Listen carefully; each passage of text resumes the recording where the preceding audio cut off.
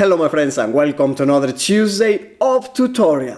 I am Leonardo Pereznieto and today I will show you how to sharpen a pencil for drawing. It may be a little bit dangerous, so please do it carefully. And if you are very young, do it under the supervision of an adult. And if you are very adult, do it under the supervision of a young person. Hold the pencil firmly, like this, and with the other hand we will use a knife, which we will hold also firmly, like so. I push the blade with the thumb of the hand that is holding the pencil, like this, to be able to control it well. Just take a very thin layer at a time. Do it slowly and do not go in very much, just lightly. I am speeding the video a little bit so that it doesn't take forever for you, but this is done carefully and slowly. You can use, of course, this other type of blade, but I feel I can grab better these big ones. Once we finish with this, we can go toward the tip and take that off. Also in small layers, like so. What we want to accomplish now is to expose a longer section of the lead. You also do this little by little and carefully. And once you are exposing the lead, do not put pressure on it because it can break really easily, especially if it is a charcoal pencil. Sometimes some of the glue stays on the lead, and in this case you just have to scrape it off with the blade. And I will take more wood off from the back. Remember to do all the cutting movements away from you, and always taking thin layers of wood. You want to expose about 1 inch of lead. We are almost there. And the part of the wood that we are cutting, not counting the lead, I leave it usually a little bit smaller than that. Let's say about 3/4 of an inch. None of these need to be exact, of course. It seems a little short still, so I will expose just a little bit more of the lead. We take some more wood from here. Alright, very good. Let's check it. Yes, this is about 1 inch. That is pretty good. And I don't normally measure it, I just do it by eye because it doesn't need to be exact. But I wanted to show you so you got an idea. Now, the next step is optional.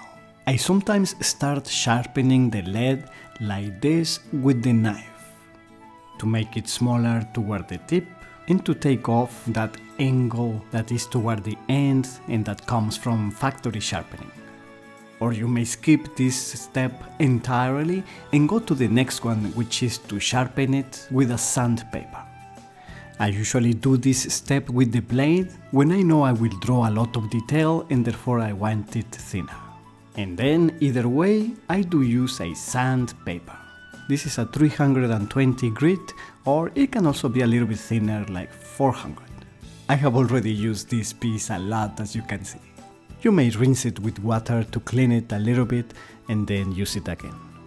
Okay, so we lightly drop the lead on it with the pencil almost horizontally. The pencil is like almost laying on the table. And I am constantly turning around the pencil so that it doesn't become flat on one side. Let's check it. It is looking pretty good. But I will do a little bit more because we want to make sure we get rid of that edge or ridge that is toward the tip. And the more we sand it, obviously the more sharp it becomes. This is looking pretty good. At this point, clean it with a rag or tissue paper to get the dust off it.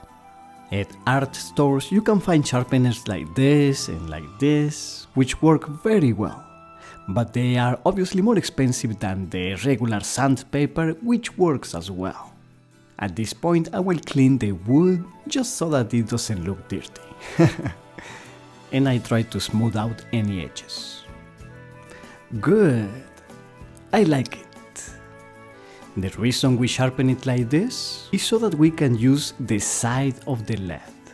This is great for sketching because it leaves a wider and softer line. So when you want this effect, hold the pencil almost parallel to the surface. and when you want a sharp line, lift the pencil a little bit to get it. This type of grip comes very handy also to shade rapidly.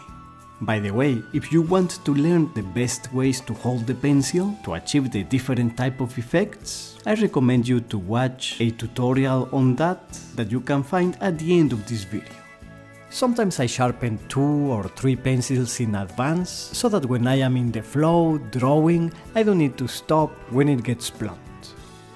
And by the way, I love sharpening the pencils. If you enjoyed it, please give it a like, share it to your friends, and subscribe to find our tips. You know where to follow me, the links are below. And I will see you on Tuesday.